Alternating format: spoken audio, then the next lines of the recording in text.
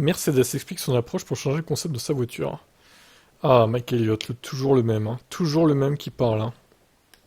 La réponse simple est que ça signifie différentes choses pour différentes personnes. Je pense qu'après Bahreïn, nous avons dû accepter que nous n'étions pas où nous voulions être, que nous devons examiner toutes les choses qui composent la voiture et déterminer ce que nous pourrions faire différemment. Les ingénieurs se sont occupés à regarder l'aérodynamique, ils regardent la forme de la voiture, des choses comme la géométrie des pontons, la géométrie du plancher. Avons-nous resté une astuce? Bah oui, je pense, hein. Plus qu'une même. Nous cherchons également, dans le monde de la simulation, si nous ciblons les bonnes choses. Poussons-nous l'aérodynamique dans la bonne direction en nous examinant la config mécanique de la voiture. Il y a des choses qui nous manquent.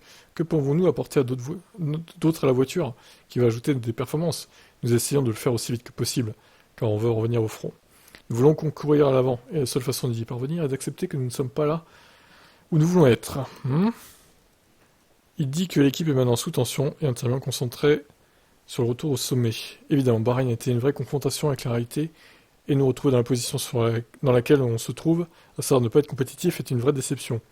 Ah, il dit toujours la même chose, il se répète, hein, c'est insupportable, hein. Alors, comment allons-nous avancer? En fait, se promener dans l'usine, il y a une énorme quantité d'énergie, il y a une énorme quantité de travail. En cours, nous commençons déjà à voir une partie du développement se concrétiser, qui va nous ramener dans ce combat pour le championnat. Tout ce que nous pouvons faire, c'est continuer à pousser. J'étais très heureux de voir l'attitude de l'équipe. Tout d'abord, notre objectif principal, pour le moment, est de continuer d'apprendre. Nous n'avons eu que 2 cours jusqu'à présent. C'est vraiment difficile de construire des tendances à partir de ça. En termes de caractéristiques réelles du circuit, l'Australie est probablement limitée.